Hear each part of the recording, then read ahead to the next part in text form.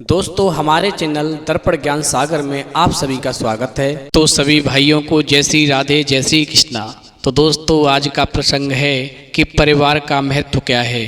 तो दोस्तों वीडियो शुरू करने से पहले मेरा आप सभी से अनुरोध है, यदि आपने अभी तक हमारा चैनल सब्सक्राइब नहीं किया है तो प्लीज़ आप हमारे चैनल को अभी सब्सक्राइब कर लें, क्योंकि आपका एक सब्सक्राइब हमारे लिए बहुत ही महत्व रखता है। देखिए दोस्तों, एक बार की बात है, दो बुजुर्ग अपने अपने घर से टहलने के लिए निकले। अब थोड़े समय के बाद में वो दोनों बुजुर्ग जो थे एक पार्क में मिल जाते हैं। अब आपस में बैठ कर के दोनों ही बातें करते हैं। तो पहले बुजुर्ग दूसरे बुजुर्ग से कहते हैं कि देखो मेरी एक पोती है जो शादी के लायक हो गई है, उसने एमए कर लिया है, नौकरी भी करती है, काफ़ी सुंदर है और लंबाई भी अच्छी है। यदि आपकी नज़र में मेरी पोती के योग्य कोई लड़का हो तो आप शादी के लिए अवश्य बताएं।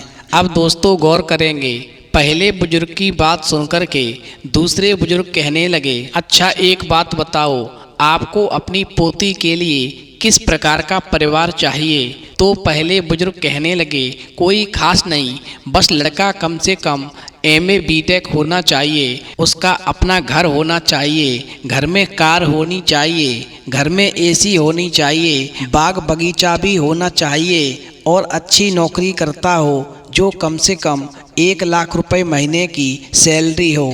अब पहले वाले बुजुर्ग की बात सुनकर के दूसरे वाले बुजुर्ग कहने लगे, यदि इसके अलावा आपकी और कुछ चाहत हो तो वो भी बता दो। तो पहले वाले बुजुर्ग कहने लगे, हाँ एक बात मैं भूल गया, जो सबसे ज़रूरी बात है। देखो एक बात ध्यान रखना, जब आप कोई घर देखो तो लड़का अकेला होना चाहिए, माँ बाप भाई बहन नहीं होने चाहिए, क्योंकि आजकल लड़ाई झगड़े ज़्यादा होते हैं और मैं अपनी पोती से बहुत प्यार करता हूँ, इसलिए मैं चाहता हूँ कि वो अपने पति के साथ में अकेले रह कर के अपना जीवन बिताए। अब दोस्तों जब पहले वाले बुजुर्ग ने ऐसी बात कही तो दूसरे बुजुर्ग की आंखें भर आईं और फिर आंखों से आंसू निकलने लगे। और फिर वो दूसरे वाले बुजुर्ग जो थे अपनी आंखों से आंसू पोंछते हुए कहने लगे, देखो मेरा एक दोस्त है, उसका भी एक पोता है और जैसा तुम चाहते हो उसका कोई भाई बहन नहीं है, माँ बाप भी एक दुर्घटना में चल बसे, अच्छी नौकरी है, लगभग 1.5 लाख रुपए वेतन मिलता है, गाड़ी है, बंगला है, नौकर चाकर हैं। यदि तुम बताओ तो मैं तुम्हारी शादी वहाँ करवा सकता हूँ।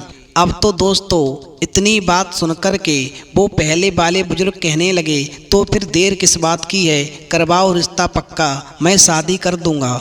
अब दूसरे वाले बुजुर्ग जो थे वो पहले वाले बुजुर्ग से कहने लगे, देखो शादी तो हो जाएगी, जैसे तुम्हारी एक शर्त है कि उसके घर परिवार में कोई नहीं होना चाहिए, लड़का अकेला होना चाहिए, वैसे ही उस लड़के की भी एक शर्त है कि लड़की का कोई भी माँ बाप भाई बहन या रिश्तेदार नहीं होना चाहिए। मैं उसी लड़की के साथ शादी करूंगा। और इतना कहते कहते उन दूसरे बुजुर्ग का गला जो था वो गम के बारे भर गया। अब दूसरे वाले बुजुर्ग की बात सुनकर के पहले वाले बुजुर्ग कहने लगे, अरे अभी तो हम सभी परिवार वाले जीवित हैं, तो फिर वहाँ पर बात कैसे बनेगी। अब दूसरे वाले बुजुर्ग बोले, कोई बात नहीं है, यदि आप अपनी पोती की शादी उस लड़के के साथ करना चाहते हैं तो एक काम करो, आपका पूरा परिवार यदि आत्महत्या कर ले तो बात बन सकती है और आपकी पोती की शादी फिर उस लड़के के साथ मैं करवा सकता हूँ। यदि आप सभी आत्महत्या करने को तैयार हो तो फिर बताओ, आपकी पोती उस घर में हमेशा सुखी रहेगी, किसी प्रकार की उस घर में कोई कमी नहीं है। अब दूसरे बुजुर्ग की बात सुनकर के पहले वाला बुजुर्ग कहने लगा, ये क्या बकवास करते हो, हमारा परिवार क्यों करे आत्महत्या, कल को हमारी पोती की खुशियों में दुख में कौन उसके साथ खड़ा होगा और उसके दुख सुख कौन बांटेगा, वो अपने दुख सुख को किसके साथ बांटेगी। अब दोस्तों जब पहले वाले बुजुर्ग ने दूसरे वाले बुजुर्ग से इतनी बात कही तो दूसरा बुजुर्ग कहने लगा, वाह मेरे दोस्त, खुद का परिवार परिवार है और दूसरे का कुछ नहीं। मेरे दोस्त अपने बच्चों को परिवार का महत्व समझाओ। घर के सभी बड़े और सभी छोटे अपनों के लिए ज़रूरी होते हैं, वरना इंसान खुशियों का और गम का महत्व ही भूल जाएगा, उसकी ज़िंदगी नीरस बन जाएगी। अब तो दोस्तों दूसरे वाले बुजुर्ग की बात सुनकर के जो पहले वाले बुजुर्ग थे वो एकदम से शर्मिंदगी के मारे कुछ भी नहीं बोल सके और शर्म के मारे उनकी गर्दन नीचे झुक गई। तब दूसरे वाले बुजुर्ग ने कहा, दोस्त एक बात ध्यान रखना, परिवार है तो जीवन में हर खुशी खुशी लगती है, अगर परिवार नहीं है तो किससे अपनी खुशियाँ और गम बांटोगे। इसलिए एक बात ध्यान रखना, हमेशा अपने बच्चों को परिवार का महत्व समझाना। और आज मैं आपको कुछ बातें बता रहा हूँ, वो बातें भी अपने बच्चों के साथ में अवश्य शेयर करना। आज मैं आपको बताता हूँ कि परिवार में प्रेम कैसे बढ़ता है।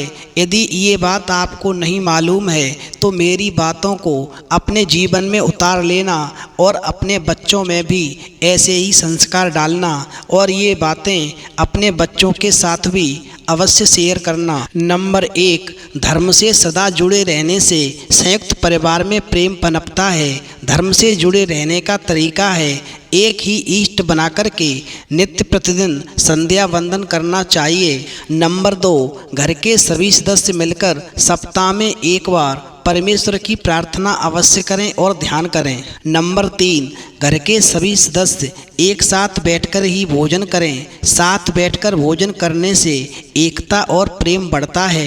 नंबर 4, घर के सभी सदस्य एक दूसरे से हर तरह के विषयों पर शांतिपूर्ण तरीके से वार्तालाप करें, किसी भी सदस्य पर अपने विचार नहीं थोपें। नंबर 5, घर में हंसी खुशी का माहौल रहे, इसके लिए सभी को अपने स्तर पर प्रयास करने चाहिए। नंबर 6, घर की अर्थव्यवस्था में सभी को एक दूसरे का बराबर सहयोग करना चाहिए। नंबर 7, कुल परंपरा की रीत रिवाजों का पालन अवश्य करें। नंबर 8, संपत्ति और पूंजी पर सभी का बराबर अधिकार होना चाहिए। रिश्तों के बीच कभी भी रुपयों को न आने दें। घर का कोई भी सदस्य कभी भी दूसरे सदस्य से ना तो अमीर होता है और न गरीब होता है, सभी रिश्ते हमेशा खून के होते हैं। नंबर 9, माता पिता भाई बहन बेटी बेटा और पत्नी के प्रति अपनी जिम्मेदारी समझनी चाहिए। नंबर 10, परिवार के सदस्यों को जहां एक दूसरे की बुराई करने से बचना चाहिए, वहीं उन्हें घर की स्त्रियों के मायके की बुराई से भी हमेशा दूर रहना चाहिए। नंबर 11, घर के सदस्य यदि एक दूसरे की तारीफ और सम्मान करेंगे तो निश्चित ही संयुक्त परिवार में एकजुटता आएगी।